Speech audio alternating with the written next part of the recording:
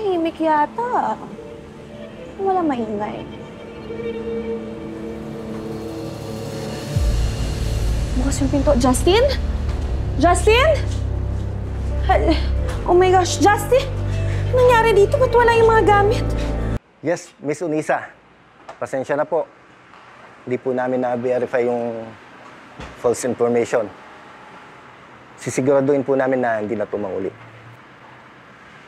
Miss, 2 beses ka nang nag-report ng di ayos. Susunod, ikaw na yung dadamputin namin. Pasensya na po talaga, sir. Mabuti, natawagan ko yung nanay ni Justin.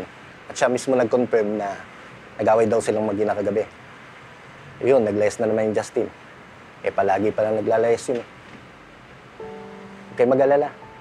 Siya na raw bahala ako kumausap kay Justin. Pasensya na po ulit. Tara.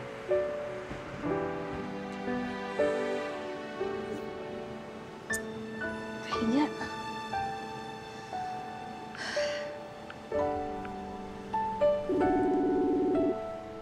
Hello?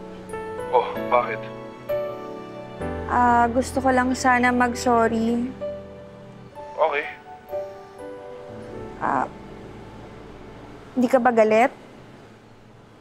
Galit, syempre. Sorry nagbida-bida na naman ako.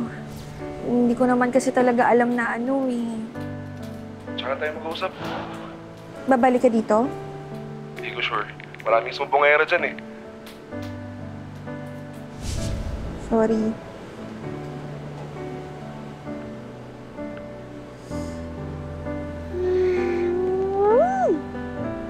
Tapos ngayon, yung baboy naman yung ihuhulog nyo. Ano? Puro Justin yung comment? Laban Joy? Ang galing mo, Joy? Para naman sinabi niyo hindi ako marunong magluto. Ang gusto niyo katawan. Grabe kayo Napainit niyo yung ulo ko. Ewan ko sa inyo. Visit. Masarap ako magluto. Kay Justin. Che!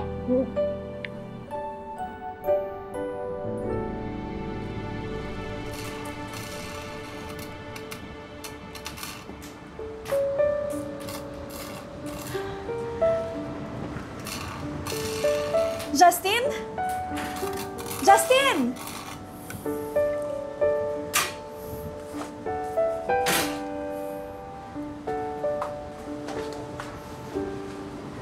Bumalik ka.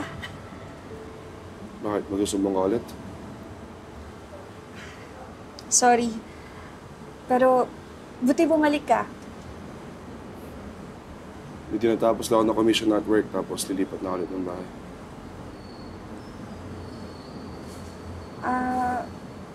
Sorry pero gusto mo bang tawagan ko si Mrs. Unisa? Huwag na. Kaya tawag mo sa mami ko, lalo mo lang ako pinapahamak eh. I'm really sorry. Okay.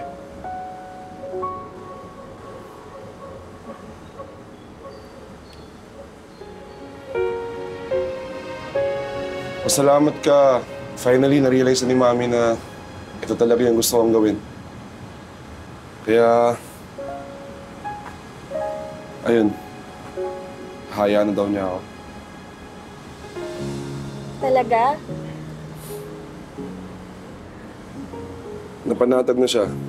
Akala kasi nung una, magbabakalaw na walang kwento yung ginagawa ko eh. Pero, nung nakita niyo yung video mo, nakita niya na marami akong clients dahil dito. Ito, Wow. I'm really happy for you. Pero, kailangan pa bang umalis ka? bakit? Namimiss mo yung ingay? Hindi. Namimiss kita. May take some time. Don't wanna fight. No one but you. Ingat ka, ha? Wherever your dreams may lead you. Ikaw rin. Galingan mo lagi ah. Saka alam ko, malalaman mo rin kung ano talaga yung gusto mong gawin. Sure ako.